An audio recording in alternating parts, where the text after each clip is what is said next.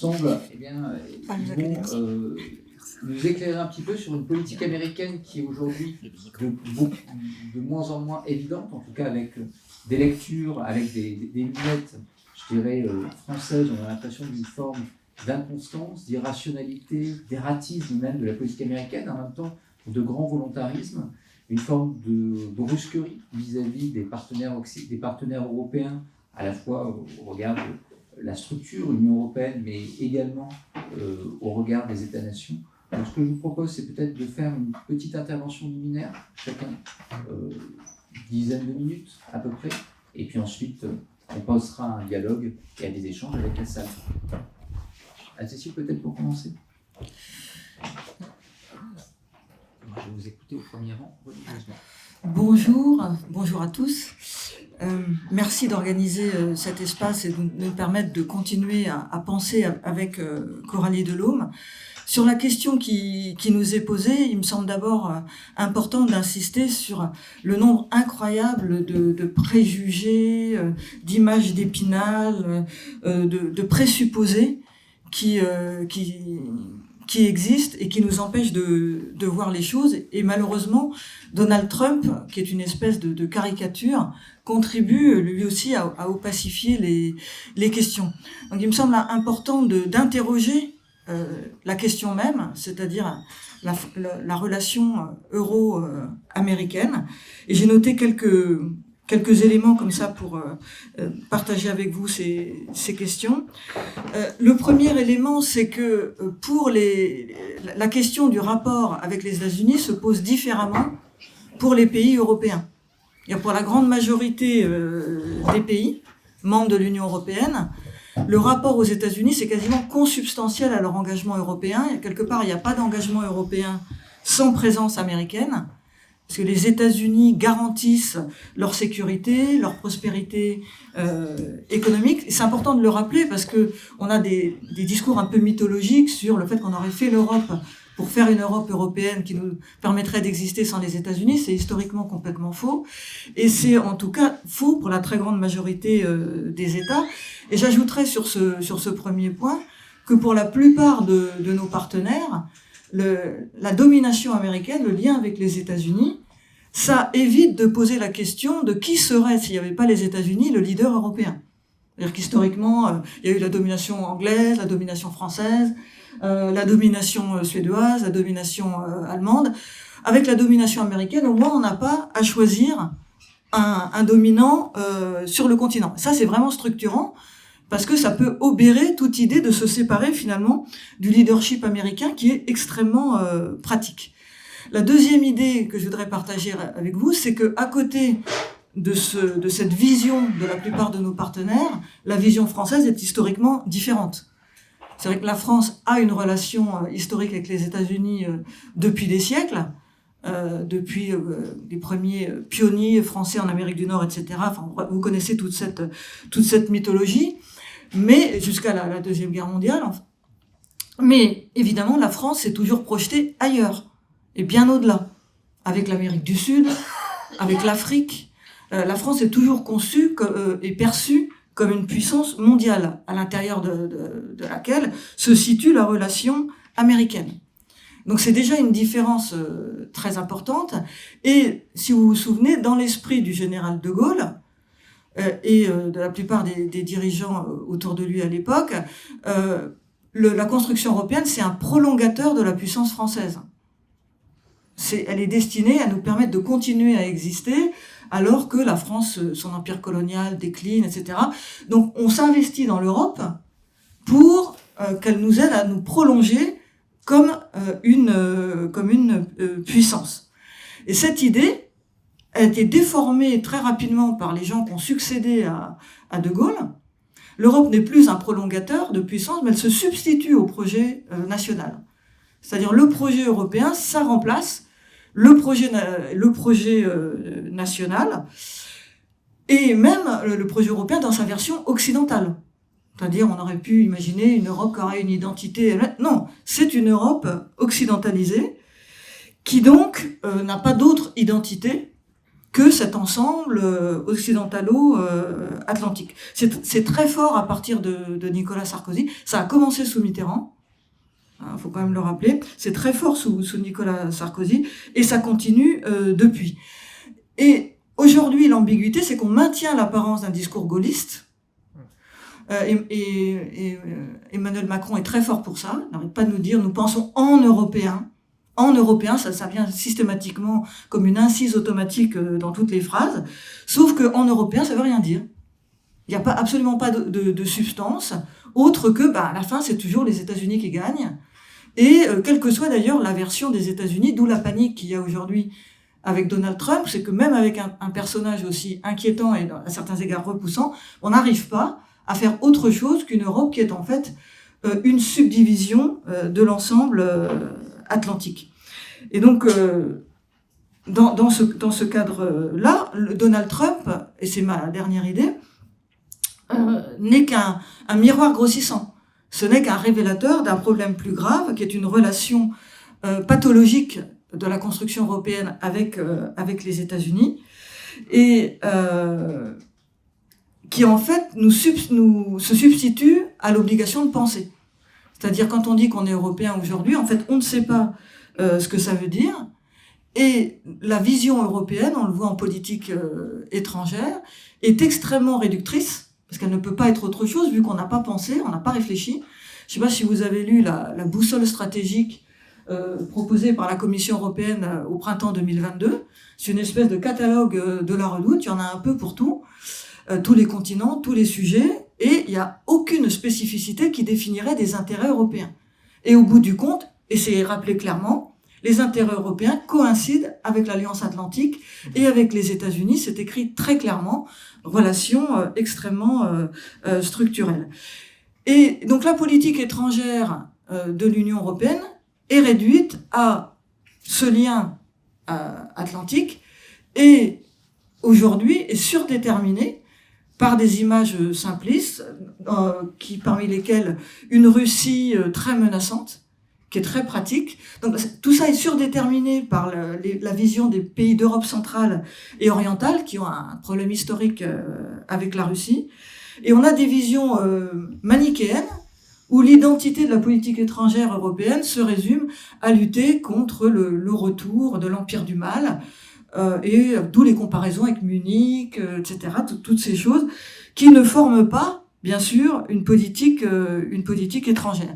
Alors, la question qui nous est posée, puisqu'on a utilisé dans la construction de ce colloque l'expression nation européenne, qu'est-ce que la France doit faire aujourd'hui? La tendance dans laquelle on est embarqué, c'est une destruction de la vision historique française et une destruction de la défense de ses propres intérêts au profit d'une Europe qui n'arrive jamais. C'est-à-dire, on nous fait tout le temps signer des chèques en blanc en nous disant voilà, oui, bon, peut-être ça marche pas, mais ça va arriver. Donc, on nous fait adhérer à un projet européen, non pas pour ce qu'il est, mais pour ce qu'il pourrait être, sans jamais nous dire ce qu'il pourrait être autrement que des défaites successives de notre industrie, de notre politique, de nos intérêts, de nos rapports avec l'Afrique, de notre relation avec la Russie. Donc, je ne dis pas, moi je ne suis pas particulièrement frexiteuse, mais il est impératif et urgent de repenser pour toutes les nations, mais en particulier pour la nation française, notre relation à l'engagement européen. C'est pas évident parce qu'on a beaucoup investi depuis 70 ans là-dedans, donc c'est pas facile de revenir en arrière, mais je crois qu'il faut vraiment interroger cet engagement, s'interroger sur le bilan coût-avantage et poser une question simple: à quelles conditions on reste? C'est pas tellement l'idée de partir, moi je poserai pas la question comme ça, mais c'est à quelles conditions on reste à partir du moment où on est de plus en plus dépouillé, et David l'a très bien montré dans le secteur économique, et parce qu'on voit bien qu'il y a une sorte de danger mortel, de menace existentielle, comme dirait Dominique de Villepin, qui est devenu l'idole des jeunes, qui pèse aujourd'hui sur la France, parce que la manière dont on s'est engagé dans la construction européenne nous empêche d'exister. Nous étouffe notre histoire, on voit l'évolution de notre rapport avec la Russie. On est obligé de faire des choses qui sont complètement contre-intuitives en s'alignant sur les Polonais ou les Allemands.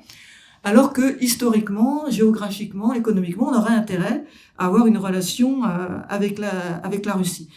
Donc il y a un vrai enjeu à faire un pas de côté, à s'interroger au lieu de s'entêter, et à regarder, à replonger dans les livres d'histoire et dans l'analyse des cartes, pour regarder quels sont nos intérêts, et à partir de là, quelles sont les bonnes alliances pour nous.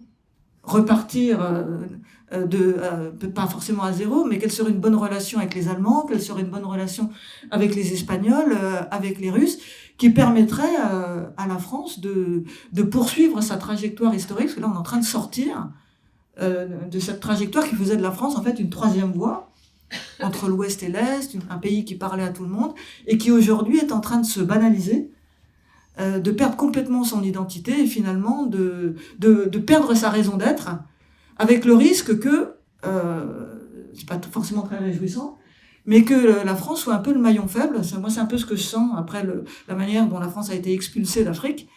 C'est qu'en fait, tout le monde va nous tomber dessus parce que finalement, on est incapable de se défendre, et ce qui a été notre spécificité devient ce qu'on nous reproche. Et comme les dépouilles de l'histoire de France sont intéressantes à prendre, eh ben on n'a plus aucun copain. Et ce qui s'est passé, juste pour l'anecdote, pour terminer là-dessus, avec le coup d'État au Niger, est assez révélateur. Quand notre ambassadeur était le seul à rester à Niamey, enfermé dans l'ambassade, et que personne, y compris les Allemands, dont l'ambassade était à 10 mètres, n'avait le courage de lui donner des vivres. Il mangeait des rations militaires. Alors là, la solidarité européenne, là, vraiment zéro sur un truc de base, et il en est encore traumatisé, le Sylvain Ité, mais c'est assez illustratif de tout le mensonge qui règne sur nos alliances et la manière dont on se projette dans les relations internationales et la nécessité de se réveiller le plus vite possible.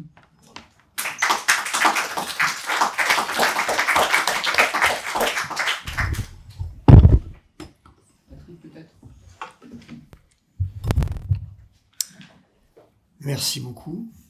Alors, d'abord, je voudrais rappeler, alors en complément ou parfois en désaccord, ou parfois en accord avec la précédente intervenante, que c'est la France qui est à l'origine de l'Alliance Atlantique.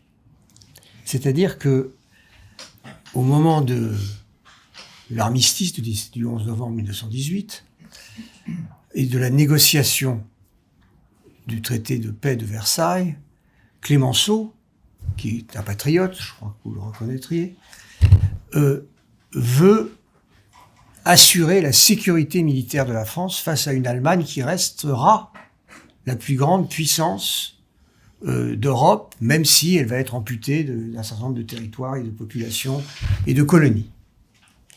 Et pour assurer cette sécurité, il considère que la France a besoin d'alliés, comme elle en a eu pendant la guerre avec la Russie, mais que cette alliance avec la Russie est terminée parce qu'il ne peut pas envisager une alliance avec le régime bolchevique.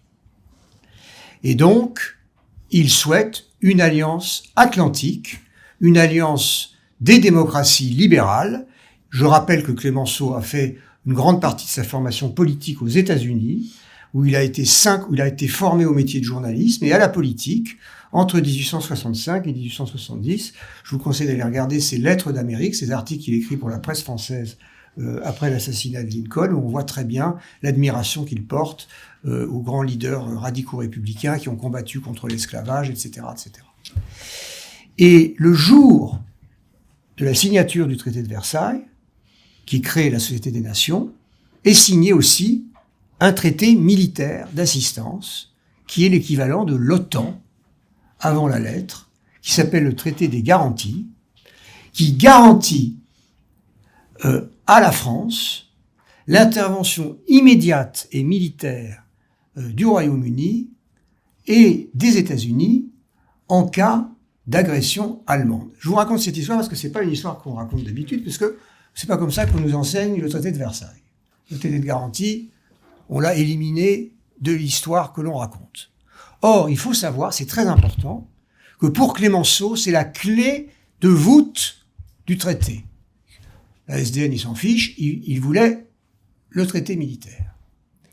Et c'est avec ce package que Wilson repart aux États-Unis pour faire passer ce package, et que là, confronté à des remarques et à des demandes d'amendement du Sénat républicain, qui n'est pas isolationniste, contrairement à ce qui est raconté depuis, qui divise les États-Unis entre deux lignes de politique étrangère qui permettent de comprendre ce qui se passe aujourd'hui, c'est que vous avez la ligne Alliance Atlantique, qui est en fait la ligne des républicains de Theodore Roosevelt, qui adorait Clémenceau, qui adorait la France, qui a envoyé ses fils combattre avec nous, et qui était pour l'Alliance des alliés.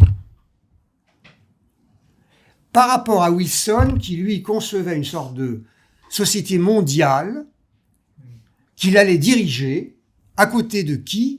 À côté du représentant de l'Afrique du Sud avec qui il avait tout négocié et tout lâché, au nom d'une sorte de christianisme blanc reconquérant le pouvoir après l'avoir perdu dans la guerre civile américaine, puisqu'il était, lui, du Sud, et que son père et lui-même était un admirateur du général Lee. Et donc, quand les républicains au Sénat lui demandent juste une réserve d'interprétation pour dire bon, en cas de déclaration de guerre dans le cadre de la SDN, vous respecterez la Constitution américaine, c'est-à-dire vous obtiendrez l'accord du Congrès. Il refuse. Alors que Clémenceau et Lloyd George lui disent mais il n'y a aucun problème, vous pouvez y aller, on est d'accord avec ces réserves. Il refuse ces réserves et il donne l'ordre aux démocrates de voter contre la ratification du traité. Il fait tomber la garantie militaire que la France avait obtenue et l'Amérique sort de Versailles. Et c'est comme si on avait aujourd'hui l'ONU et l'OTAN sans l'Amérique. Quand on parle du traité de Versailles, c'est plus le même traité, puisqu'il avait été signé et organisé autour des 14 points de Wilson, c'est-à-dire autour des États-Unis. Donc on se retrouve avec un traité amputé, sans la garantie américaine qui nous protégeait d'une éventuelle agression allemande, avec des conséquences qui mènent à la Seconde Guerre mondiale. En réalité, c'est l'objet du dernier livre que j'ai fait, Un fou à la Maison-Blanche, c'est Wilson qui nous amène à la Seconde Guerre mondiale, en refusant les vagues, les réserves, si vous voulez, tout à fait mineures que réclamaient les républicains. Et en réalité, ça éclaire une divergence dans l'internationalisme américain. Vous avez un internationalisme de Théodore et je dirais de Franklin Roosevelt, c'est-à-dire que Franklin Roosevelt, contrairement à ce que raconte Haro dans son livre « Nous étions seuls », on n'était pas seuls, il a essayé de nous soutenir à partir de 1936, à partir du Front populaire, il était un ami de Blum, de Daladier, il était coincé par un congrès qui était devenu isolationniste, mais il a tout fait, il a fourni des armes, il a tout fait pour nous aider après Munich de façon extraordinaire jusqu'à juin 40. Et ça, c'était la tradition soutien aux démocraties libérales, à l'Angleterre et à la France, et vous aviez cet internationalisme dominateur, impérialiste, chrétien blanc, que l'on retrouve aujourd'hui avec Trump, qui en fait se situe totalement dans la lignée de Wilson, la revanche du Sud, s'appuyant sur un fameux Sud-Africain. Bon, c'est plus le même, mais c'est une logique qui est très importante dans l'Amérique, puisque la guerre civile américaine n'a jamais cessé. Hein. La guerre civile américaine n'a jamais cessé, et que là, on en voit... L'élection de Trump a vu la victoire, quelque part, du Sud, appuyée sur une perspective de grande modernisation que représentait Musk, mais avec la tradition du Sud. Et c'est cette lignée-là que l'on voit s'intéresser à l'alliance avec Poutine, avec les Blancs d'Afrique du Sud, avec Netanyahou, etc. C'est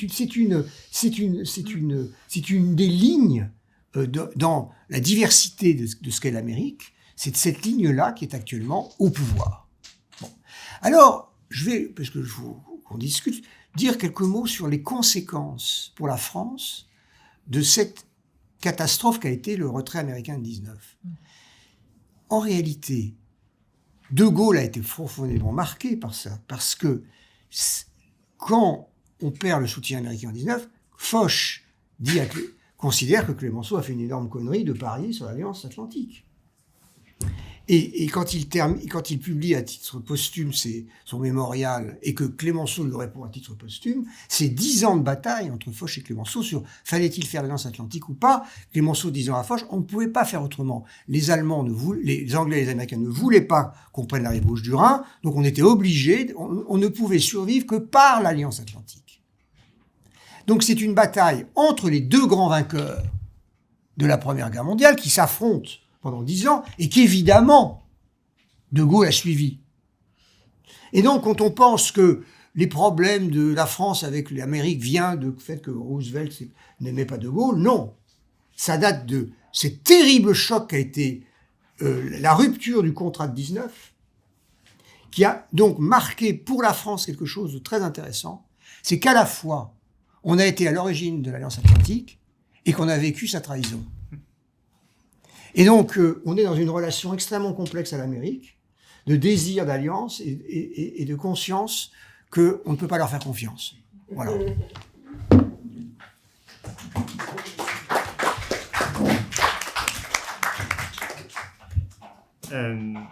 Oui, donc tout d'abord, je voulais dire que le livre de Patrick Weil que j'ai eu le bonheur de lire, alors il y a un autre titre dans la première édition, c'était « Le président est-il devenu fou ?»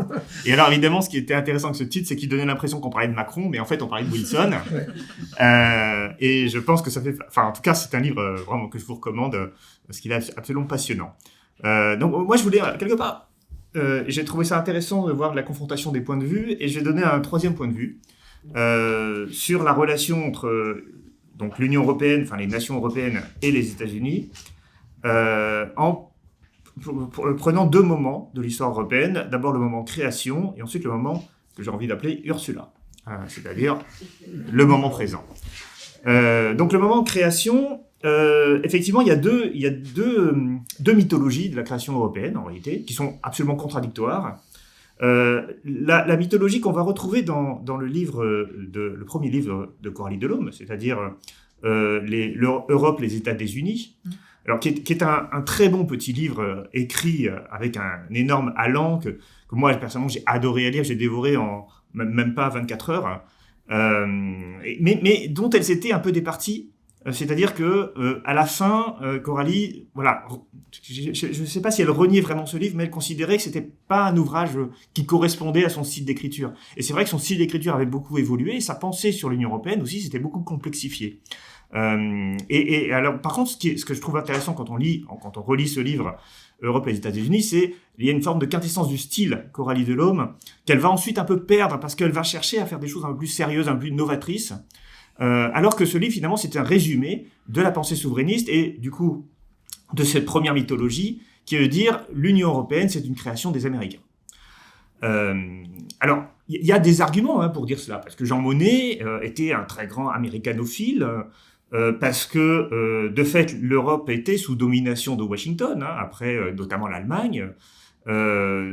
Et donc, voilà, donc il y a cette première idée que l'Europe a été créé par les Américains pour affaiblir l'Europe.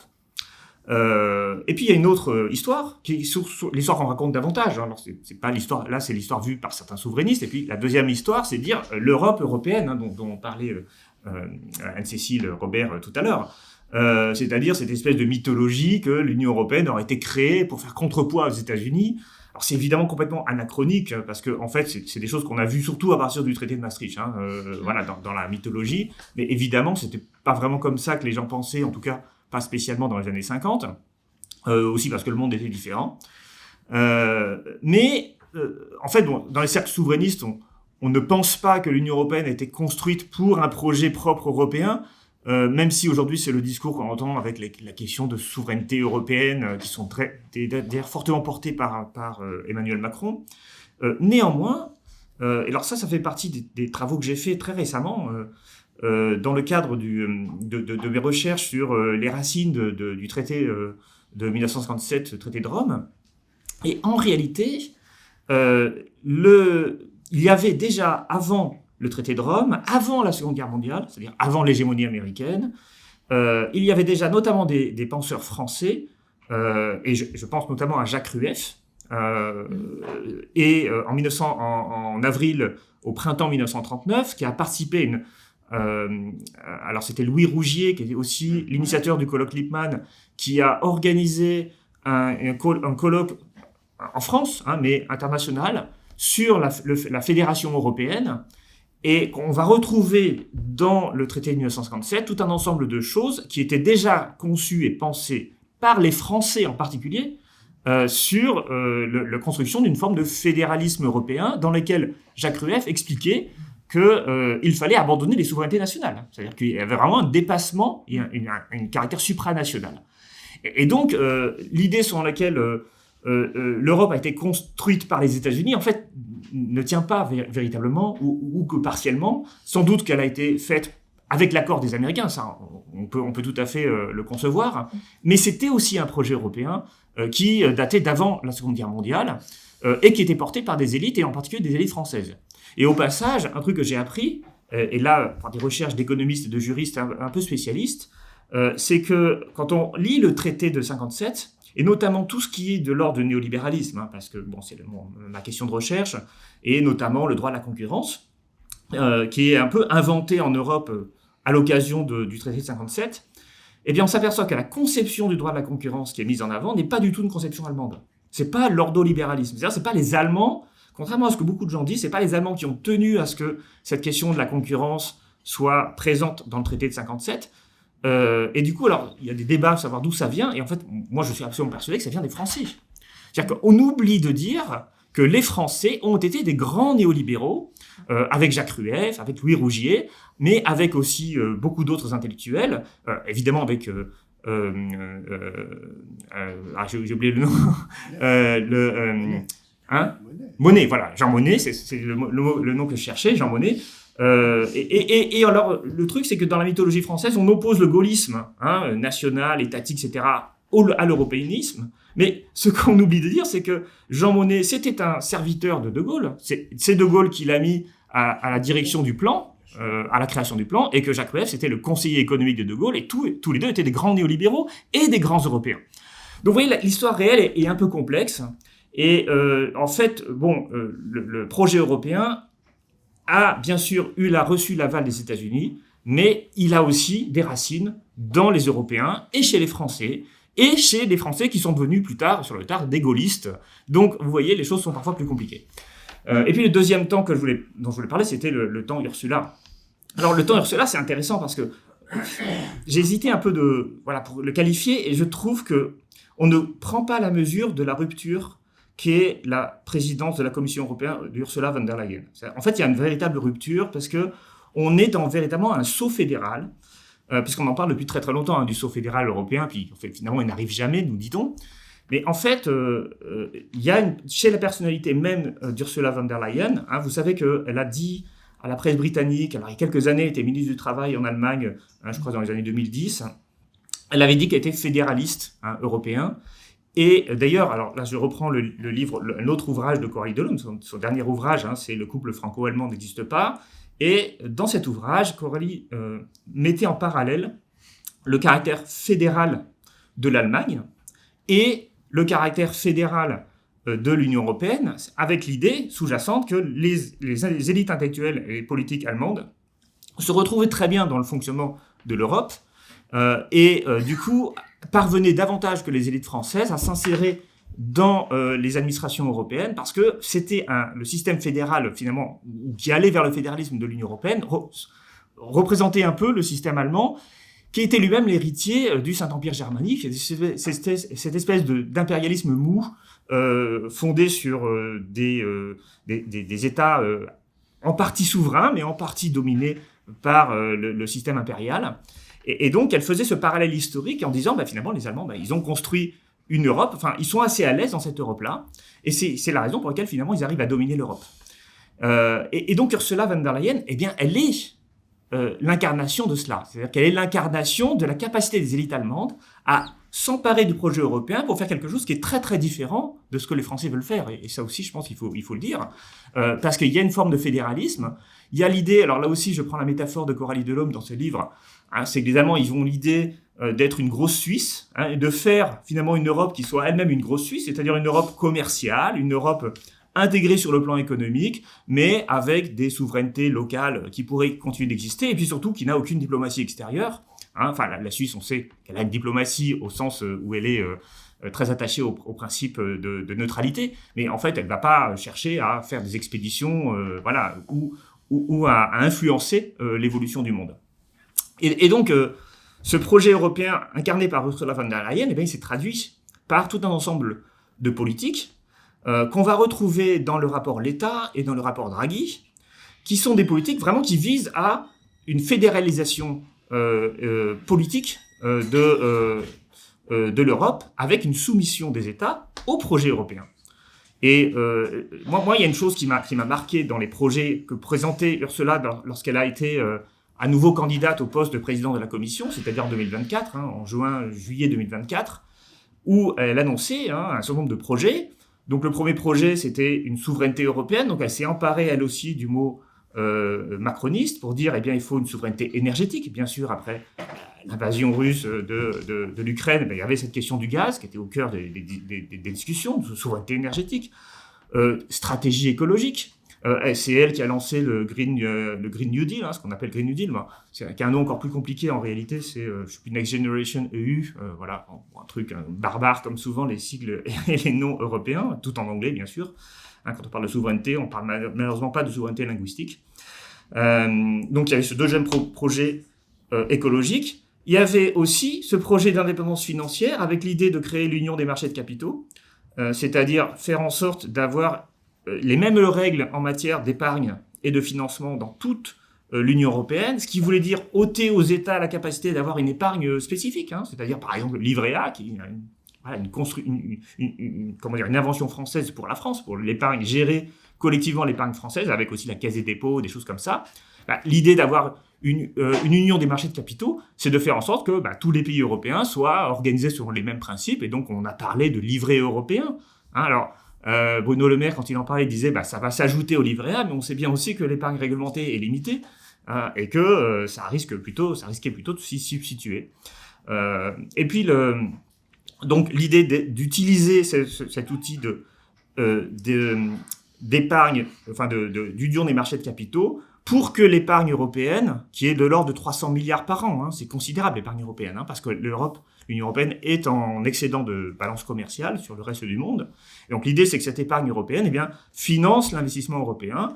Et dans le rapport Draghi, il y avait l'idée qu'il faut augmenter le niveau d'investissement de 2 points de PIB, c'est considérable, par des financements publics, nous disait Mario Draghi, mais aussi par des financements privés, et aussi en exploitant davantage l'épargne européenne plutôt qu'elle finance les investissements à l'étranger, et en particulier aux États-Unis.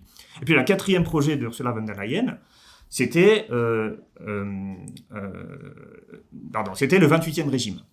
Le 28e régime, c'est-à-dire faire en sorte de créer un 28e statut pour des entreprises fiscales et sociales, pour notamment les entreprises innovantes, qui permettrait du coup, quel que soit l'État dans lequel elles sont installées, de déroger aux droits de l'État considéré. C'est-à-dire que si vous avez une entreprise innovante installée autour de Paris, elle pourrait être soumise à une législation, une 28e législation sociale et fiscale, décidée par la Commission européenne, et donc déroger à la fiscalité française.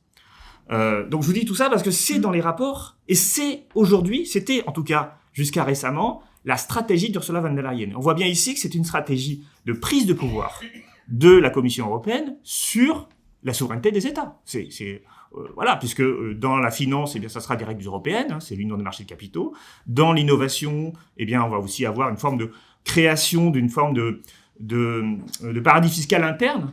D'ailleurs, l'État disait lui-même que c'était comme le Delaware aux États-Unis, c'est-à-dire un État paradis fiscal qu'on créerait de toutes pièces pour permettre aux entreprises innovantes d'avoir moins de contraintes, etc. Donc je ne vais pas revenir sur tout ce que j'ai dit. Et bien sûr, le grand emprunt lié à la crise Covid, qui est aussi une initiative d'Ursula von der Leyen. Bref. Donc on a ici cette stratégie. Mais ce qui est amusant, et je vais terminer là, parce que je ne veux pas non plus trop prendre la parole, mais c'est qu'il y a eu ensuite Trump qui a été élu en novembre 2024. Donc quelques mois après l'accès au pouvoir, en même temps, parce qu'en réalité, je crois qu'elle a accédé au pouvoir en décembre 2024, Ursula von der Leyen, et puis Trump en janvier 2025. Et en fait, Trump a commencé à dire je vais mettre des droits de douane sur les Européens parce que vous avez un excédent commercial. Et puis, je vais vous augmenter les droits de douane à 25-50%. Et puis, si vous n'êtes pas d'accord, venez négocier. Et donc Ursula von der Leyen s'est retrouvée à aller négocier avec Trump et à signer un projet d'accord. L'accord commercial n'existe pas encore, dans lequel elle s'engage à réduire à zéro tous ses droits de douane. En contrepartie, eh bien, les États-Unis qui vont mettre des droits de douane, alors j'ai oublié, je crois que c'est 15%, c'est ça, 15% contre 10% pour le Royaume-Uni. Donc déjà, ça effrite un peu le principe selon lequel l'Europe unie est plus forte que les États isolés. Les Britanniques ont eu un meilleur accord que les Européens. Mais surtout, ce qui est intéressant, c'est les autres clauses. Et parmi les autres clauses, il y a l'engagement des États européens à acheter du matériel militaire américain. Donc je l'ai pas dit aussi, mais ça faisait partie de la stratégie d'Europe de la défense, qui était aussi mise en avant après l'invasion russe, mais qui était déjà en fait un serpent de mer depuis très longtemps. Donc du coup, les Européens s'engagent avec cet accord à acheter du matériel militaire américain. Les Européens, avec cet accord, s'engagent à investir, c'est-à-dire aux États-Unis. C'est-à-dire que toute la rhétorique de l'Union des marchés de capitaux eh bien, en fait, est balayée par le fait que maintenant, si on ne veut pas avoir des droits de douane trop élevés, eh bien, il faut que l'épargne européenne a financé les investissements, notamment dans l'IA et autres, aux États-Unis, qu'on allait acheter du pétrole et du gaz américain. Et là aussi, ça contrecarre complètement la stratégie de décarbonation et des grands investissements écologiques. Et donc, en fait, par cet accord même, finalement, elle est en train de montrer, eh bien, puisque c'est là ça dont on parle, finalement, la dépendance terrible de l'Union européenne et son incapacité à amorcer une véritable stratégie. C'est-à-dire qu'il y avait une stratégie fédérale, il y avait l'idée de fédéralisation de l'économie et même de la politique, concentration du pouvoir de décision au sein de la Commission, et à la fin, tout ça est balayé par Trump et par l'accord signé par Ursula von der Leyen. Voilà, donc je trouve que quand on regarde les rapports entre Union européenne et États-Unis, on voit clairement aujourd'hui, malheureusement, une dépendance de plus en plus forte de l'Union européenne vis-à-vis des États-Unis, aussi bien militairement que financièrement. Et on peut rajouter que technologiquement, parce que parmi les grandes entreprises du numérique, eh bien, il n'y a quasiment pas d'entreprises européennes. L'essentiel sont américaines et on ne conteste pas ça. Parce que aussi, dans l'accord, la clause qui manque, c'est la clause qui dit que les Européens ont le droit de taxer les entreprises du numérique comme ils le souhaitent. Mais comme il n'y a pas cette clause-là, ce qui apparaît évident, mais en réalité, Trump, pour lui, c'est pas du tout évident. C'est-à-dire que quand on a commencé à menacer de taxer les entreprises du numérique, ce qu'avait fait Ursula von der Leyen au moment des négociations, au printemps 2025, eh bien, Trump arrive à dire, mais si vous faites ça, moi, je vous augmente dans les droits de douane. Donc, on voit en fait un peu le piège, et donc je rejoins la conclusion d'Anne-Cécile Robert, c'est-à-dire que finalement, l'Union européenne, le projet qui nous est vendu d'Union européenne indépendante, forte, et qui va permettre la prospérité de tous, eh bien, il se heurte face au mur de la réalité et alors on pourrait dire division d'intérêts européens, c'est clair, parce que les intérêts des nations européennes ne sont pas les mêmes, mais aussi une incapacité de penser simplement comment on gère nos divisions, qu'est-ce qu'on veut faire. C'est ça, il n'y a pas d'optique stratégique. Et quand on veut présenter une optique stratégique, eh bien, elle est remise en cause dès le premier Trump élu. Donc évidemment, c'est pas une vraie optique stratégique.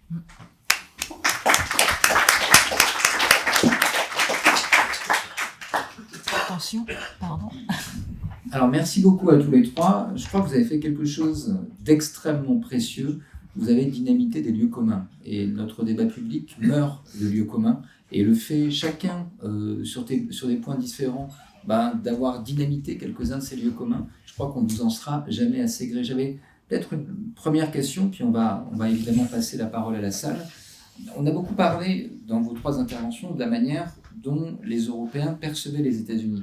Est-ce que vous avez une idée d'aujourd'hui comment, notamment dans le cadre de l'administration Trump, on perçoit l'Europe et l'Union européenne? On se souvient du premier mandat de Donald Trump et d'Emmanuel Macron, quand il dit à Emmanuel Macron, au sortir d'une conférence, mais Emmanuel, fais comme les Anglais, sors de l'Union européenne et moi je t'offrirai un bon deal.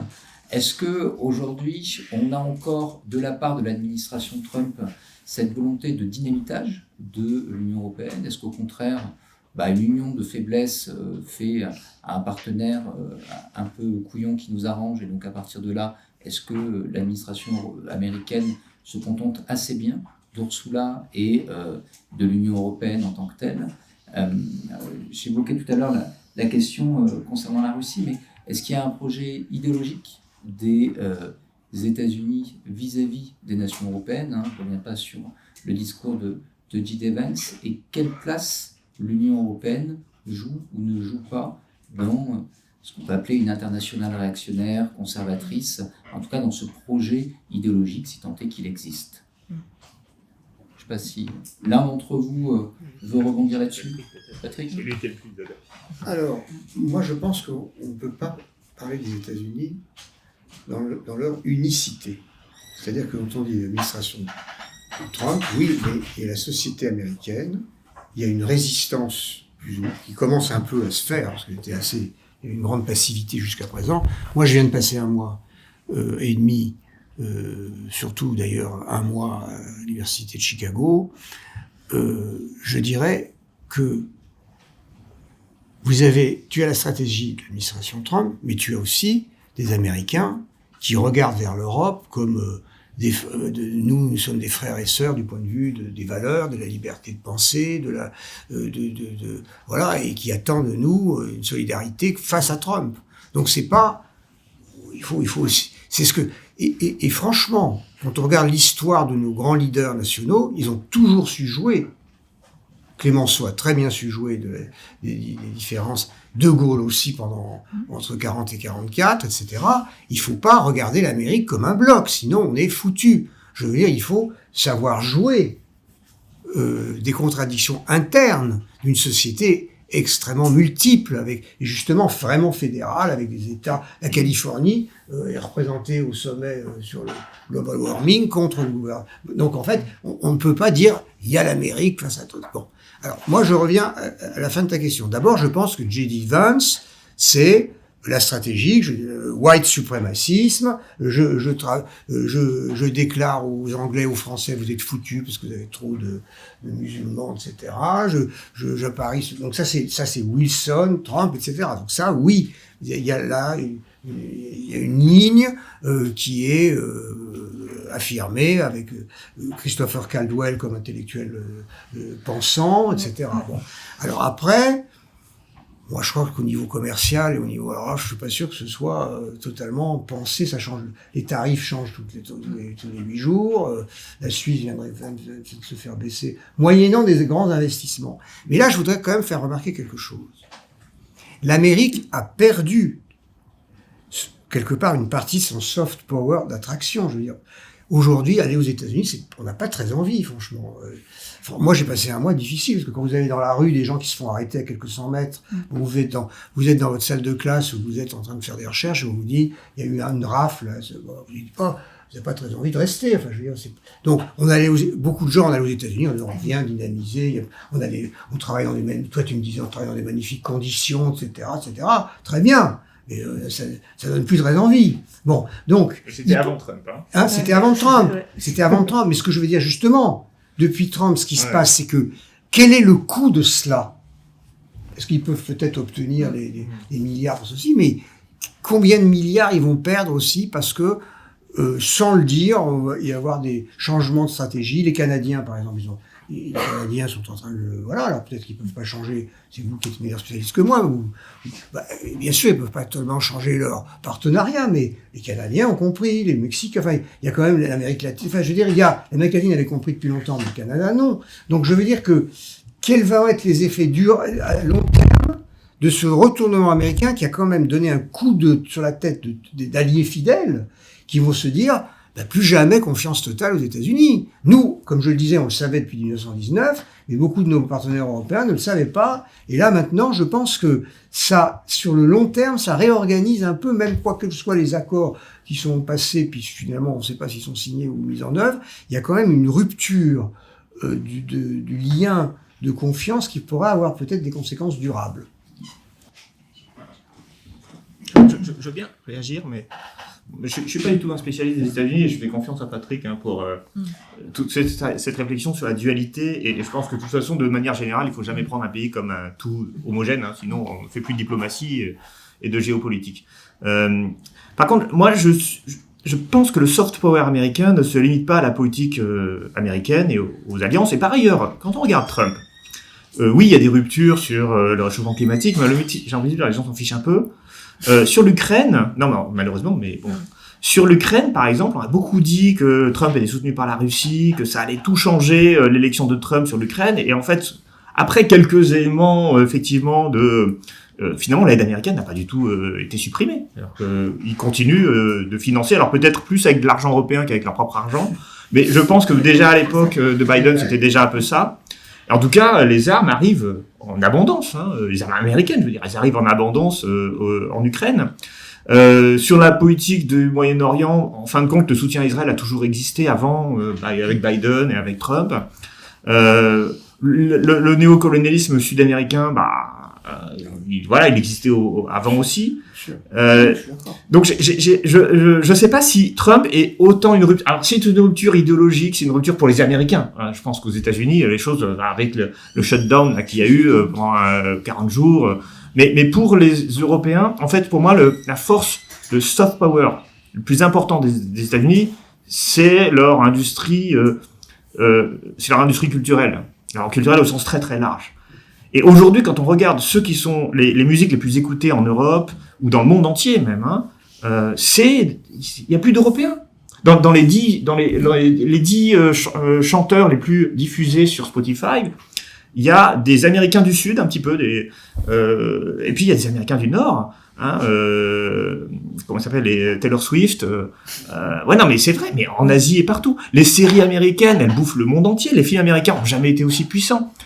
Et donc, et même quand je parlais tout à l'heure de l'anglais qui était omniprésent dans l'Union européenne, ça, c'est une conséquence aussi du soft power américain. Et en fait, moi, j'ai l'impression que le soft power américain n'a jamais été aussi puissant aujourd'hui. Du point de vue culturel, alors je suis pas sur le même angle d'approche. Et chez les jeunes aujourd'hui, il y a une américanisation des jeunes qui est absolument considérable. Alors, regardez les séries qu'ils regardent. Alors il y a aussi un peu des mangas japonais, les K-pop, etc. Mais honnêtement, la vision. J'en viens d'ailleurs, dernier exemple, le dessin animé français. Un peu de science-fiction, un peu écologique. Là, je sais pas comment il s'appelle, Héros ou je sais pas. Enfin, l'histoire d'un. Bref, si vous avez l'occasion de regarder. C'est un dessin animé français, fait par des Français. On parle un peu du nouveau Miyazaki, etc. En fait, tout l'univers qui est décrit est un univers américain. Mais je trouve ça hallucinant. C'est-à-dire que les maisons sont américaines, les cultures sont américaines, les gens...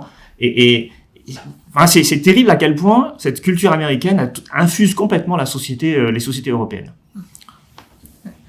Juste une remarque et une interrogation à haute voix. La première remarque, c'est que la fascination des Européens pour les États-Unis a survécu à George W. Bush, alors que je me souviens qu'à l'époque, il y a 20 ans, on poussait déjà des cris et qu'il fallait qu'on apprenne à se débrouiller tout seul, etc. Et à la première occasion, on est rentré à la maison. Et l'interrogation que je voudrais partager, c'est vraiment une interrogation, c'est-à-dire que j'ai pas de réponse, c'est que le rapport Europe-États-Unis s'inscrit aussi dans les recompositions mondiales et la critique de l'Occident. Et dans cette critique de l'Occident, il y a une partie qui se joue aussi entre les États-Unis et l'Europe, et clairement, si cette idée est consciemment exprimée dans l'esprit de Trump, si l'Occident s'effondre, ce ne sera pas les États-Unis, ce sera les Européens. Et donc, il y a aussi cette idée qu'on peut servir aux États-Unis de moyen de survie en étant en fait la partie de l'Occident qui va s'effondrer, que tout le monde déteste parce qu'elle est hypocrite, qu'elle pratique le 2 poids 2 mesures, quand les États-Unis sont cyniques. Et donc tout ça, je pense notre réflexion sur cette relation doit s'inscrire aussi dans les recompositions mondiales dont on tire pas forcément toutes les conséquences en termes de recomposition d'alliances. Je pense que pour l'Europe, pour la France, il y aura une vraie réflexion à mener sur nos rapports avec l'Afrique, avec l'Amérique latine, etc., pour essayer de se donner un peu d'air et de renouer avec des visions, en tout cas au moins pour nous Français, qui seraient plus égalitaires. Parce que si effectivement, il y a toujours eu ce rapport fraternel des républiques sœurs, États-Unis, France, on a toujours cherché à ce que cette relation soit d'égal à égal et que ce soit équilibré. La situation actuelle, c'est la construction d'un déséquilibre structurel qui aboutit finalement à la mort d'une des parties. Oui, c'est Arco le film. Non, mais le film d'animation français qui a une mythologie américaine, c'est Arco, si vous avez l'occasion de le voir.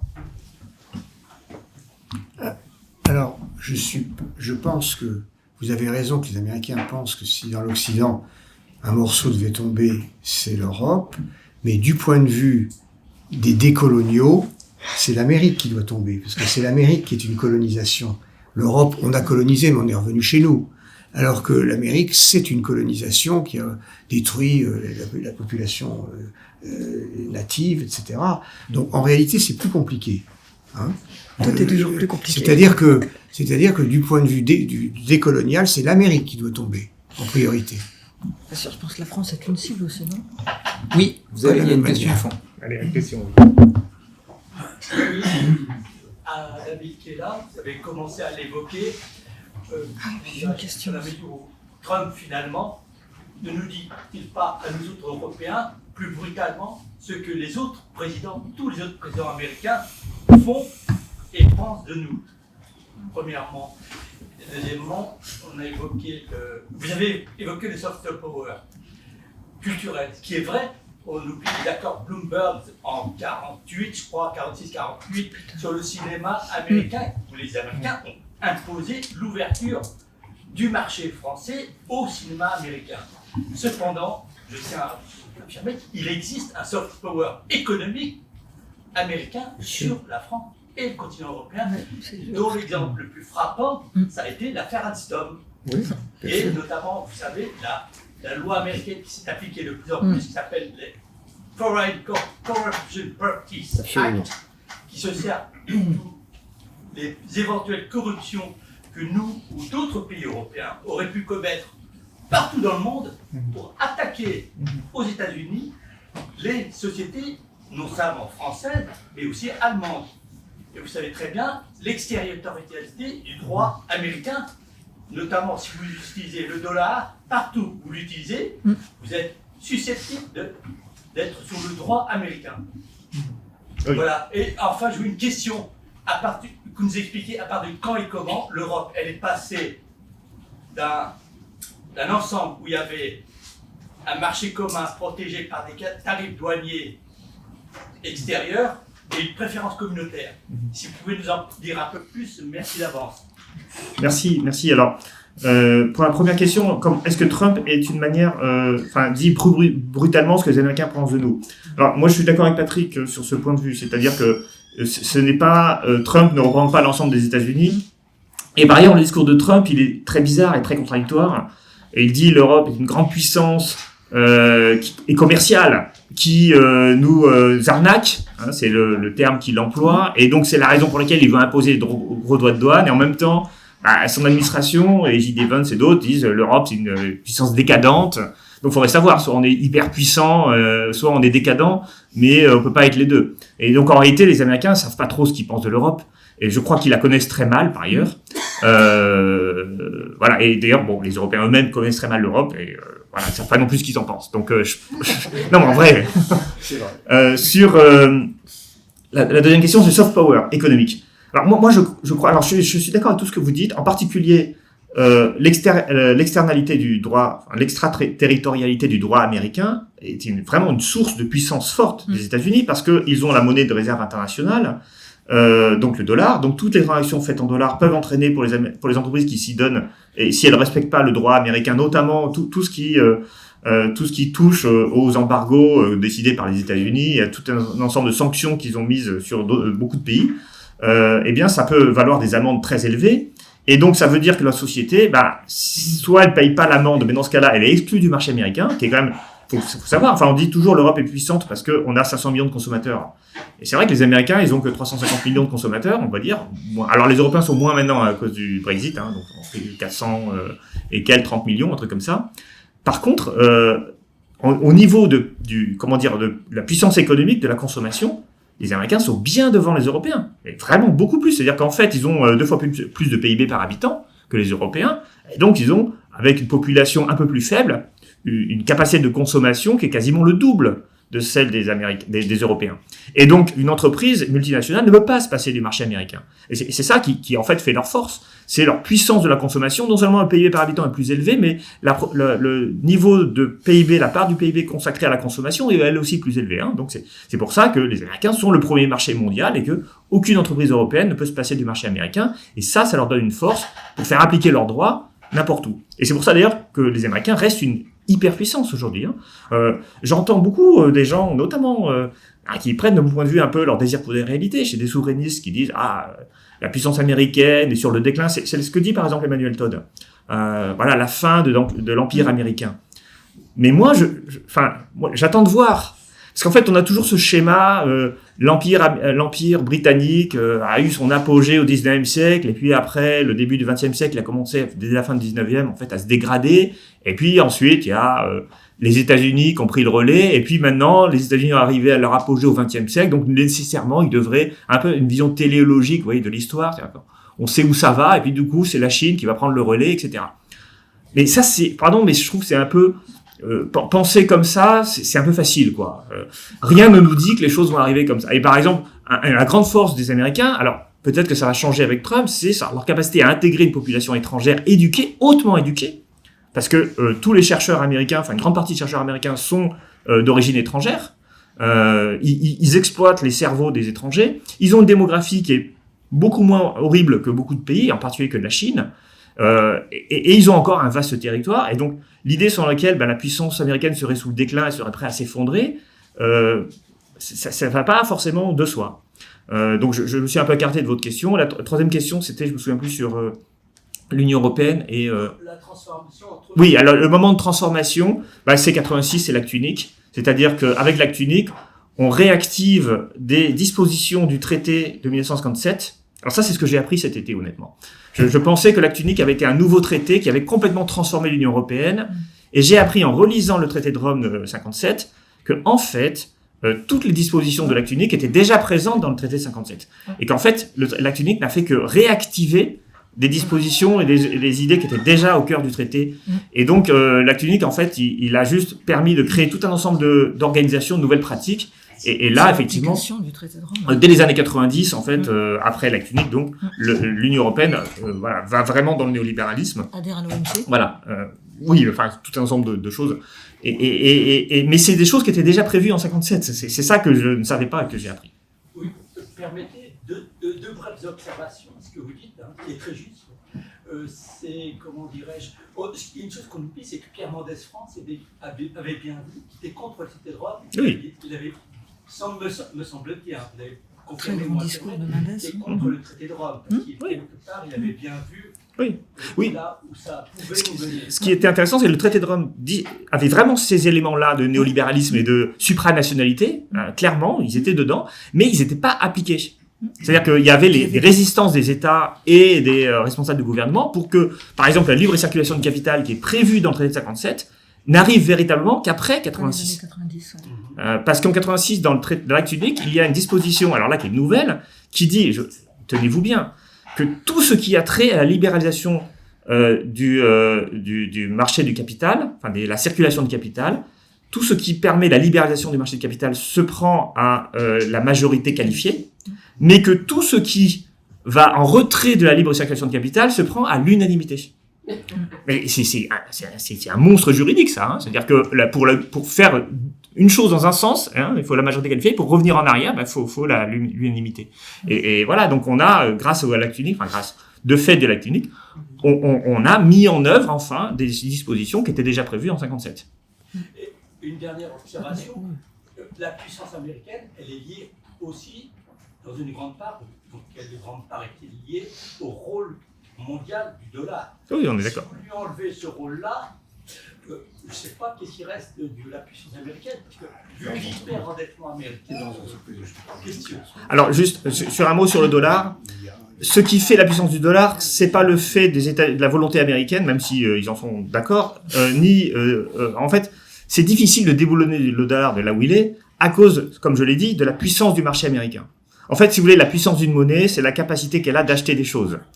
Et ce qu'une monnaie peut acheter ou investir, c'est la puissance de l'économie. Et tant que les États-Unis sont la première puissance, et de loin, la première puissance mondiale et financière en particulier. Par exemple, le RMB, la monnaie chinoise, ne sera jamais une monnaie internationale parce que il y a un contrôle des mouvements de capitaux. Il y a une contrainte très forte qui est donnée aux investisseurs étrangers pour aller investir en Chine. Donc la Chine a un modèle qui n'est pas justement un modèle néolibéral qui permet de garantir le droit de propriété lorsque vous achetez des actifs chinois.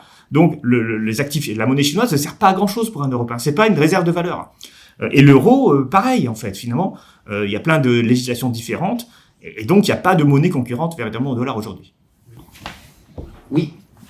Sur l'Union européenne, Moi, je comme vais arrêter, création je ne des sais pas. États-Unis, est très dominée par les États-Unis. J'entends bien qu'il y a des fédéralistes avant la Deuxième Guerre mondiale, les fédéralistes européens, ou Georges Clemenceau, mais il y a quand même, en 1949, est créé l'American Committee for United Europe, par deux personnes qui sont quand même Donovan et Allen Dulles, qui en même temps créent la CIA, et qui mettent en place ce système de trouver des élites.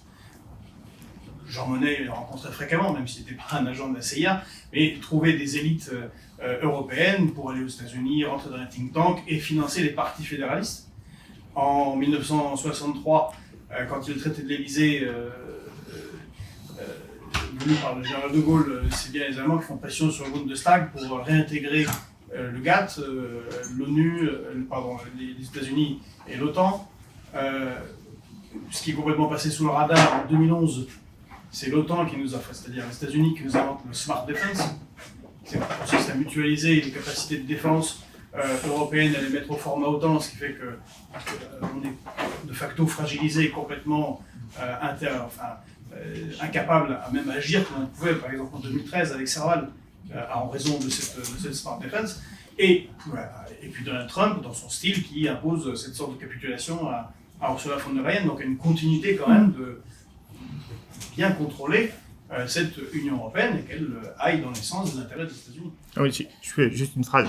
Je n'ai pas dit qu'il n'y avait pas eu d'influence américaine dans la construction de l'Union européenne. J'ai dit que, bien sûr, à l'époque, l'Union européenne et les États européens sont sous domination américaine. Ça a été dit plein de fois. Ça a été dit tout à l'heure par Jean-Robert Raviou. Mais par contre, ce que je voulais insister, c'est qu'il y a aussi des élites européennes qui, bien indépendamment des États-Unis, étaient pour ce projet européen, que le néolibéralisme européen, d'ailleurs, le néolibéralisme, c'est d'origine européenne. Et c'est-à-dire que, du coup, les deux récits sont vrais. C'est-à-dire le fait selon lequel... Oui, ils se rejoignent, bien sûr. Mais l'Union européenne a été poussée par les Américains, sans doute en partie, mais il y a aussi vraiment... Et moi, ce que je trouve intéressant, c'est que c'est aussi les Français et ceux qui deviendront gaullistes plus tard, qui ont été à l'initiative de cette Europe-là. Et c'est pour ça que quand on dit De Gaulle, anti-européen, etc., les choses sont plus compliquées que ça. Voilà, donc c'est juste ce que je voulais souligner. Il faut voir les deux éléments, les deux facettes de cette médaille. Et puis même, dire que Monnet est simplement néolibéral, c'est un peu plus compliqué, parce que c'est aussi un planificateur. Et donc c'est même l'inventeur, parce que quand on regarde la carrière de Monnet, toutes ces idées viennent de 1914, quand à l'âge de 26 ans, il va voir le président du Conseil socialiste, Viviani, pour lui dire « c'est complètement con que les Français et les Anglais soient en compétition sur le marché d'achat des matières premières, alors qu'ils sont dans la guerre ensemble, il faut qu'ils s'organisent pour planifier ensemble les achats de matières premières. » Et c'est à partir de là qu'il a toutes les idées qu'il a eues, et qui d'ailleurs ont été reprises ensuite, le soutien de De Gaulle à la libération, le commissariat au plan, etc. Donc en fait, dès qu'on se met à travailler dans le détail, on s'aperçoit des grandes fluidités, d'ailleurs, des positionnements. De Gaulle et Monnet sont complètement alliés en 40, au moment où il y a le projet d'union franco-britannique pour essayer de nous sauver de la mainmise Hitler. Donc après, ils ont été très opposés, mais je veux dire, Monnet, pour moi, était aussi un patriote. Il était à la différence de Gaulle, mais c'était pas un agent étranger, c'est comme les gens racontent. C'était quelqu'un qui voyait l'avenir de la France et l'intérêt de la France d'une autre façon que De Gaulle. Et je pense que ce que je voudrais dire un mot, c'est une question peut-être à vous deux, c'est que oui, les États-Unis ont une puissance incroyable, mais la consommation américaine sert à quoi? Sert à dépenser des trucs qui coûtent beaucoup plus cher qu'ici. La santé coûte beaucoup plus cher, le logement coûte beaucoup plus cher, l'éducation coûte beaucoup plus cher. Quand on voit aujourd'hui la fragilité des grandes universités américaines privées, assises sur des dizaines de milliards, et qui sont au bord de l'effondrement, parce que donc en réalité, il y a quelque chose aussi de très fragile dans cette organisation qui donne le sentiment, quand on regarde les chiffres, d'une richesse largement supérieure à la nôtre, qui exige que ceci, que cela, et puis tout d'un coup, tout ça est au bord de l'effondrement. Donc c'est peut-être plus compliqué, il y a peut-être une fragilité qui n'est pas, enfin une force qui n'est pas si présente. Si je peux dire deux. Oui, vas-y, non. Juste m'immiscer dans pour dire deux choses. La difficulté à laquelle on est confronté, c'est que le rapport aux États-Unis, comme l'économie de marché néolibérale, c'est le socle commun, c'est ce qui fait le consensus des 27 États membres. C'est pour ça que c'est tordu. Et dès qu'on sort de là, on est quasiment d'accord sur rien. À part des généralités, si vous lisez les préambules des derniers traités européens, enfin, n'importe qui signe, on est pour la liberté, on est pour la justice, etc. Mais dès qu'on va vers des choses concrètes, le modèle social, même le régime de liberté d'expression, on n'est plus d'accord sur rien. Et à chaque fois, on retrouve notre unité derrière des choses simples, les États-Unis, le néolibéralisme. Donc c'est ça qui est compliqué et qui fait que on a peur d'attaquer ça parce que on risquerait de détruire l'Europe. Et pour certains, c'est impossible de détruire l'Europe parce qu'on n'a aucun projet de rechange à proposer. Et la deuxième chose, je suis pas tout à fait d'accord sur Jean Monnet, je pense qu'il détestait les nations en général, qu'il avait bon, mais ça sera